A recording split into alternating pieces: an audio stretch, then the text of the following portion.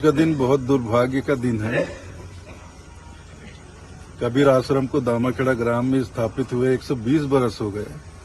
120 वर्षों में कभी ऐसा नहीं हुआ जो आज हुआ। हमारे जो नए वंशाचार्य हैं, नवोदित वंशाचार्य उदित मुनि पर हमला करने के लिए धारदार हथियारों से लैस होकर गांव के 50-60 गुंडे आश्रम के सामने आकर उत्पात किए, जबरदस्ती आश्रम में घुसने का प्रयास किए और गेट के बाहर से उन्होंने बहुत अश्लील गालियां दी। उनकी नीयत बहुत ही ज्यादा खराब थी।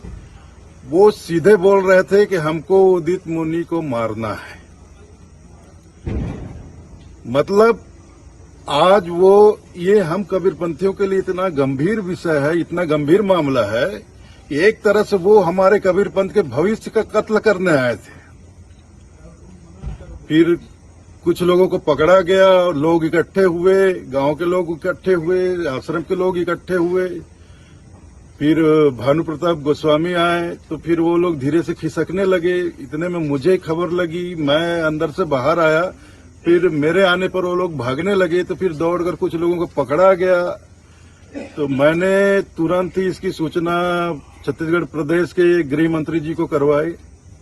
गृह मंत्री जी ने हमारे एसपी साहब, आईजी साहब, कलेक्टर साहब सबको खबर दिया और दामाखेड़ा तुरंत पहुंचने का निर्देश दिया। और गृह मंत्री जी खुद अभी चलकर आए, उन्होंने पूरी जानकारी ली प्रशासन से।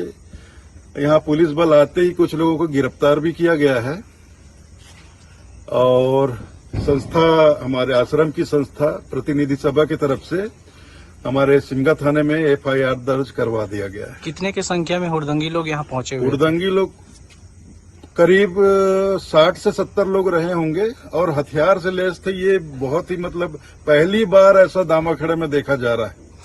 कहा जा रहा है कि पुरानी रंजिश जो सरपंच है उनके द्वारा ये सब कराया गया ये है। इसमें ज्यादा लोग जो वर्तमान में सरपंच है, लेडीज सरपंच, उसका हस्बैंड है, उस सरपंच के परिवार के ही लोग थे। क्योंकि ये लोग 2020 में मेरे नाम से और कबीर आश्रम के नाम से 10 लाख रुपए संस्कृति विभाग से लेकर के उसको गबन करके खा गए थे। इसकी जानकारी होने पर हमने इसकी शिकायत थाने में कर दी थी और ये सब फरार फिर रहे थे। अब ये सब जमानत पे हैं, इसलिए उनकी चीड़ मेरे से भी थी। और ये उदित मुनि जो हैं, ये अभी बिल्कुल 16 बरस के हैं, अपने दोस्तों के साथ, बच्चों के साथ आश्रम क्षेत्र में घूमते फिरते रहते हैं। तो यहाँ जो बिगड़े हुए लड़के हैं, वो उत्पाती टाइप के, गुंडे तरह के, बिल्कुल गुंडे ही हो गए हैं, क्रिमिनल टाइप के हो गए हैं। ये प्रतिदिन नशा करते हैं, कई तरह का नशा करते हैं। यहाँ ड्रग्स भी लोग, बच्चे खा पी रहे हैं और यहाँ प्रतिबंध है नॉन वेज का। तो ये पड़ोसी गांव से नॉन वेज ले आते हैं, दारू ले आते हैं और हमारे आश्रम क्षेत्र में बैठकर खाते पीते हैं, दारू की बोतलें फोड़ते हैं, नॉन वेज फेंक देते हैं। और आश्रम में रहने वाले साधु संत उनको रोकते टोकते हैं तो गाली गलौज करते हैं। उदित मुनि ने भी उनको 3-4 बार रोका टोका, एक बार वीडियो भी बनावा है।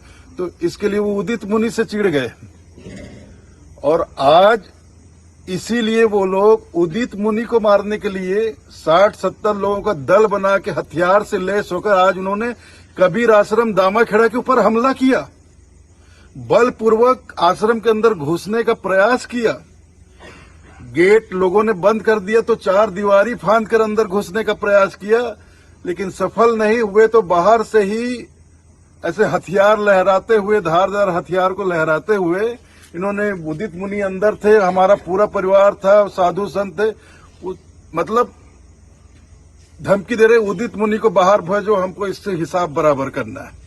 गृह मंत्री जी आए हुए थे, क्या आश्वासन दिए और क्या बोले? गृह मंत्री जी ने जितने भी अधिकारी हैं हमारे जिला में, पुलिस के बड़े से बड़े अधिकारी, सबको निर्देश दिया है कि इस घटना के ऊपर कड़ी से कड़ी कार्रवाई करें और जितने भी दोषी हैं सबको अरेस्ट करें और इस घटना को साधारण में न ले। मामूली वाद विवाद की घटना नहीं है, ये बहुत गंभीर मामला है।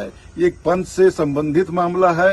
अगर कबीरपंथियों को पता चला कि उनके भावी वंशाचार के ऊपर हमला करने लोग आए थे, एक तरह से उनको जान से मारने के लिए आए थे, ये वास्तव में वाद विवाद, छोटी मोटी वाद विवाद की बात नहीं है। उनका इरादा ही यही था।